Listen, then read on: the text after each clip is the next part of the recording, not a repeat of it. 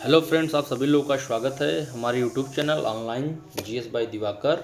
इसमें पहला वीडियो है ये टीचटी पीचटी बायोलॉजी का, जिसमें पहला क्वेश्चन है काला आजार फैलता है। तो काला आजार फैलता है फ्लीबोटैमस के द्वारा। किसके द्वारा फैलता है? फ्लीबोटैमस के द्वारा। काला आजार नामक रोग सामान्यतः नामक रोग सामान्यतः प्रोटोजोआ लिस्मानिया डोनोवेनी के द्वारा उत्पन्न होता है। किसके द्वारा होता है? लिस्मानिया डोनोवेनी के द्वारा उत्पन्न होता है। जबकि प्राच्यवर्ण ओरिएंटल सोर क्या होता है? लिस्मानिया ट्रॉपिका के द्वारा होता है। इसमें स्पीसीज बदली हुई है। एक स्पीसीज डोनोवेनी है, जिसके कारण कौन सा रोग होता है? काला आजार। और ओरिएंटल सोर रोग किसके द्वारा होता है? लिस्मानिया ट्रॉपिका के द्वारा होता है। और इनका लिस्मानिया जो है ये क्या है? प्रोटोजोवंस है। क्या है ये? प्रोटोजोवंस है। और ये इनके कैरियर का काम कौन करता है? Sand fly. कौन काम करता है? सैंड फ्लाई या फ्लीबोटैमस। ठीक, चलिए नेक्स्ट क्वेश्चन पे चलते हैं। काला आजार रोग निम्न के द्वारा प्रसारित होता है। तो सैंड फ्लाई के द्वारा। किसके द्वारा? सैंड फ्लाई के द्वारा। सैंड फ्लाई रोग किस रोग के रोगाणुओं को फैलाती है? तो काला आजार के। सैंड फ्लाई रोग किस रोग के रोगाणुओं को फैलाती है? काला आजार के।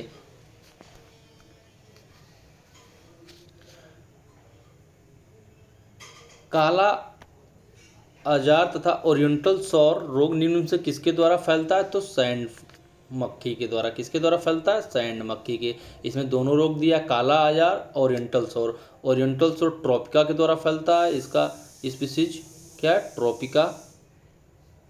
और इसका स्पीसीज क्या है? डोनोवेनी। क्या है? डोनोवेनी। जीनस सेम है। ये लिस्मानिया डोनोवेनी है या ये लिस्मानिया ट्रॉपिका है। चलिए नेक्स्ट क्वेश्चन चलते हैं। देखिए यहाँ पूछा है ऑप्शन, यहाँ पे देखिए ऑप्शन दोनों पूछ दिया है। लिस्मानिया डोनोवेनी से कौन सा रोग होता है? निद्रालु व्याधि या स्लीपिंग सिकनेस, प्राच्यवर्ण ओरिएंटल सोर, काला आजार, पेचिस। देखिए यहाँ पे प्राच्यवर्ण भी दिया है, काला आजार भी दिया है, लेकिन इसका स्पीशीज देखिए लिस्मानिया डोनोवेनी है। तो कौन सा सही हो जाएगा इसका आंसर? काला आजार।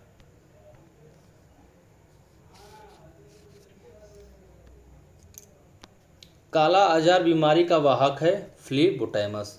काला आजार बीमारी का वाहक है फ्लीबोटैमस या फिर सैंड फ्लाई। क्या नाम है इसका? Sand fly, common name.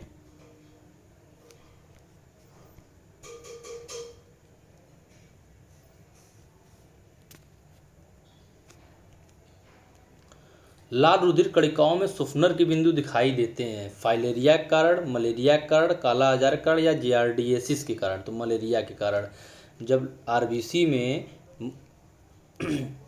जब कोई आदमी मलेरिया से पीड़ित होता है तो उसके आरबीसी में सुफनर के डॉट दिखाई देते हैं। ये किस रंग के होते हैं? येलो रंग के। किस रंग के? येलो या फिर ऑरेंज कलर के, या फिर ऑरेंज कलर के। और मलेरिया किसके द्वारा होता है? प्लाज्मोडियम वाइवेक्स के द्वारा। किसके द्वारा होता है? प्लाज्मोडियम वाइवेक्स के द्वारा। प्लाज्मोडियम वाइवेक्स एक प्रोटोजोवंस है, और जब ये प्रोटोजोवंस हमारे शरीर में पहुंचता है तो 3 स्टेज शो करता है और सिग्नेट रिंग स्टेज भी शो करता है। आइए इसकी व्याख्या पढ़ते हैं। मनुष्य के लाल रुधिर कणिकाओं में आरबीसी में सुफनर के बिंदु मलेरिया रोग के दौरान एक विशेष अवस्था में दिखाई देते हैं। जब मलेरिया परजीवी प्लाज्मोडियम वाइवेक्स के क्रिप्टोमीरोजोइट्स आरबीसी में प्रवेश करते हैं तो ये क्रमशः सिग्नेट रिंग स्टेज तथा अमीबी अवस्था को प्रदर्शित करते हैं।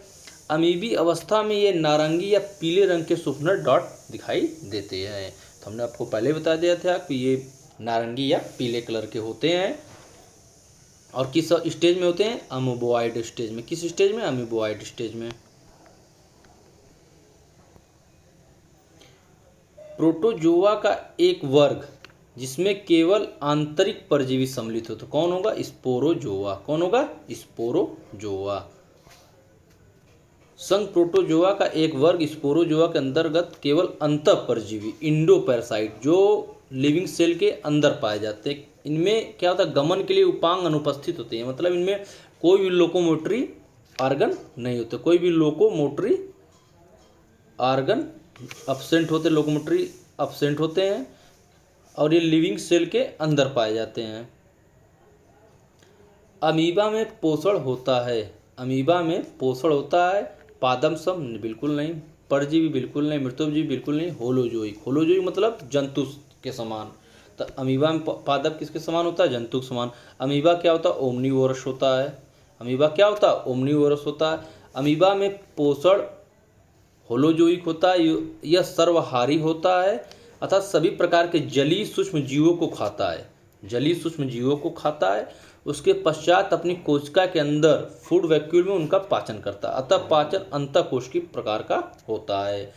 जब ये अमीबा जल में होता है तो ये सभी प्रकार के सूक्ष्म जीव जितने भी होते हैं सबको खा लेता है, अपने अंदर क्या करता है? उसको खा लेता है, फिर उसके बाद में उसका फूड वैक्यूल में अपना पाचन करता है। तथा इनका पाचन कैसा होता है? अंतःकोशिकीय प्रकार का। ये भी पूछ देता है कि अमीबा में पाचन कैसा होता है, तो अंतःकोशिकीय प्रकार का।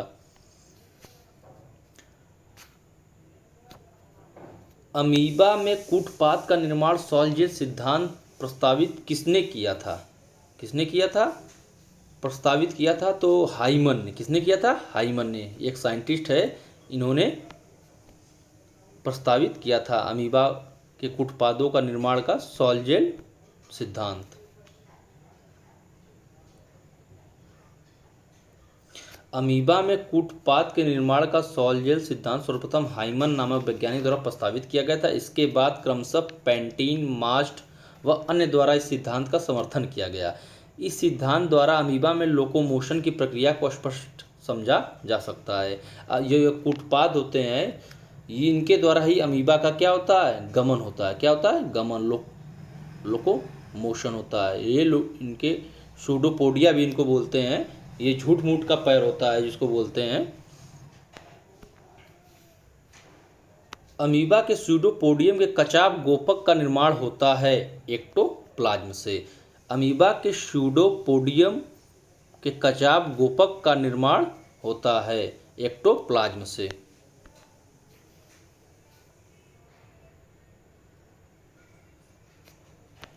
मलेरिया परजीवी के जीवन चक्र में साइजेंट अवस्था पाई जाती है, तो ये कहाँ पाई जाती है? आरबीसी में। कहाँ पाई जाती है? आरबीसी में।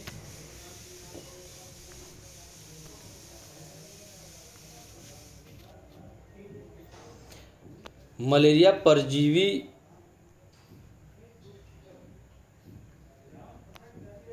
परजीवी के जीवन चक्र में साइजेंट अवस्था एक अलैंगिक अवस्था है जो दो स्थानों पर पाई जाती है, मनुष्य की यकृत कोशिकाओं तथा मनुष्य की लाल रुधिराणु आरबीसी में। इस अवस्था में साइजोगोनी तो जो एक प्रकार का अलैंगिक जनन है।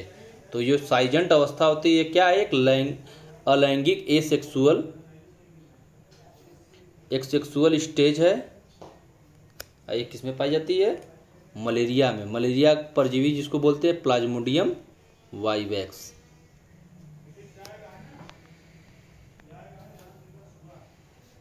मलेरिया परजीवी के जीवन चक्र में साइजेंट अवस्था होती है तो मनुष्य के लाल रुधिराणु यानी आरबीसी में।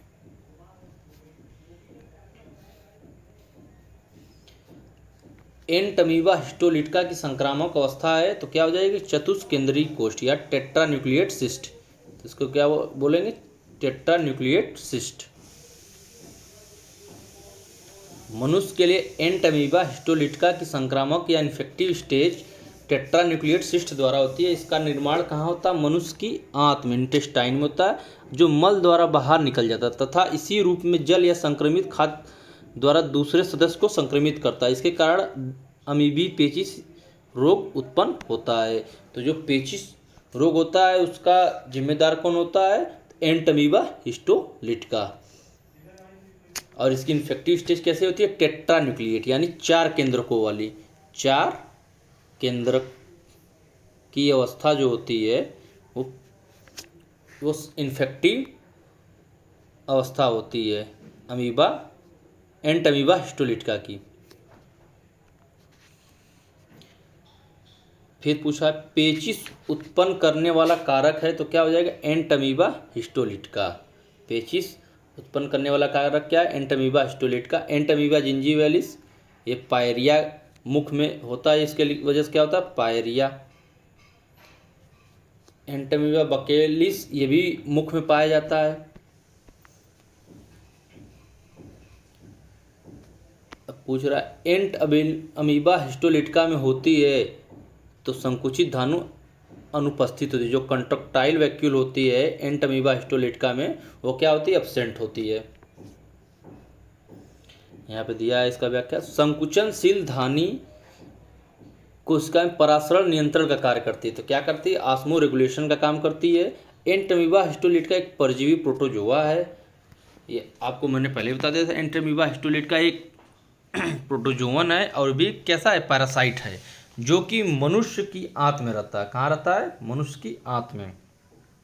इसके चारों ओर मनुष्य की आंत का कोलन भाग का माध्यम होता है, जो कि इसकी कोशिका से आइसोटोनिक होता है। जो कि इसकी कोशिका से आइसोटोनिक होता है। आइसो मानी समान, आइसो मतलब क्या होता है, समान, और टोनिक मतलब होता है प्रेशर के। तो जो उधर के प्रेशर होता है कोशिका का कोलन का, उसके बराबर इसकी कोशिका का प्रेशर होता है। अतः इससे संकुचनशील धानी की कोई आवश्यकता नहीं होती। संकुचनशील धानी ऑस्मो रेगुलेशन का काम करती है। जब दो अमीबा की भी कोशिका का और मनुष्य की आंत की कोशिका का भी परासरण दाब बराबर होता है, तो फिर उनको किसी और चीज की जरूरत नहीं पड़ती, उनको पचा पचाया भोजन उनको मिल जाता है। संरचना के अनुसार एंटमीबा हिस्टोलिटिका कितने पृथक रूपों में मिलता है, तो 3 रूपों में। संरचना के अनुसार एंटमीबा हिस्टोलिटिका कितने पृथक रूपों में मिलता है, तो 3 रूपों में।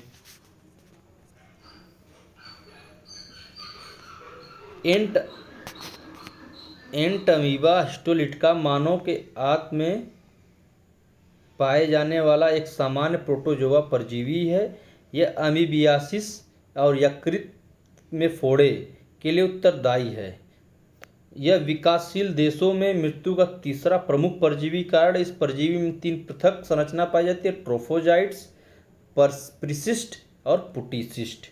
तो एंट अमीबा हिस्टोलिटिका ये बहुत ही खतरनाक पैरासाइट है और ये क्या क्या कारण कर सकता है, अमीबियासिस और यकृत में फोड़े और के लिए उत्तरदायी है, और ये विकासशील देशों में मृत्यु का तीसरा प्रमुख परजीवी कारण है। और ये 3 संरचना पाई जाती है, कौन कौन से, ट्रोफोजाइट्स, परसिस्ट और पुटसिस्ट या पुटी। मनुष्य में निम्नलिखित में से कौन मानव परजीवी प्रोटोजोआ मनुष्य के मुख में पाया जाता है और मसूड़ों को क्षति पहुंचाता है। तो हमने पहले बता दिया था एंटमीबा जिंजीवैलिस, जिसकी वजह से पायरिया होती है।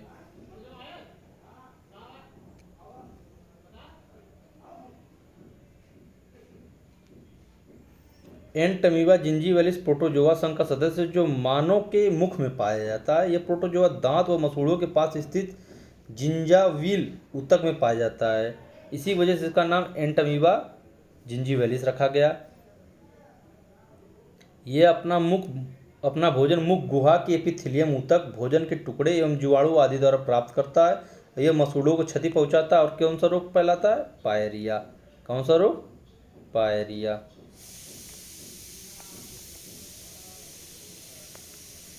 प्रोटोजोआ के जंतुओं में संकुचनशील धानी का काम क्या है, परासरण नियंत्रण। पहले ही बता दिया था मैंने कि ऑस्मो रेगुलेशन का कार्य है। ये जल के ज़्यादा होने पर भी उनका नियंत्रण करते हैं, जल के कम होने पर भी उनका नियंत्रण करते हैं। यहाँ पे इसकी व्याख्या में देखिए लिखा है, संकुचनशील धानी या कंट्रक्टाइल वैक्यूल का कार्य परासरण नियंत्रण है, अर्थात उनकी कोशिका में जल का नियंत्रण करना होता है। यह केवल ताजे जल में रहने वाले प्रोटोजोआ में होता है। तो ये किस में पाया जाता है, केवल फ्रेश वाटर में रहने वाले प्रोटोजोआ में होता है। ऑस्मो रेगुलेशन जो होता है, जो कंट्रक्टाइल वैक्यूल होती है, किसमें एब्सेंट होती है, कंट्रक्टाइल वैक्यूल जो होती है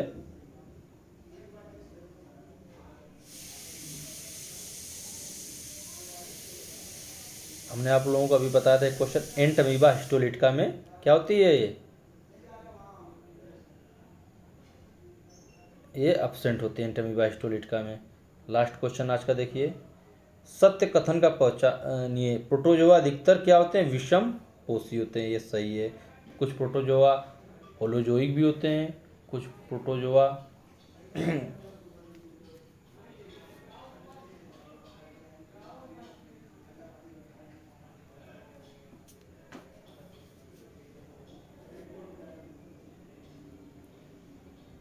प्रोटोजोआ अधिकतर विषम पोषी होते हैं। संघ प्रोटोजोआ के अंतर्गत आने वाले जीव एक कोशिकीय होते हैं। इनकी कोशिका प्रोकैरियोटिक प्रकार की होती है। ये अधिकतर विषम पोषी होते हैं। कुछ में पादप के प्रकार का भी भोजन करते हैं, पादप जैसा, तो कुछ जंतु जैसा भी भोजन करते हैं। ठीक है फ्रेंड्स, आज के लिए इतना ही। अब मिलते हैं नेक्स्ट वीडियो में।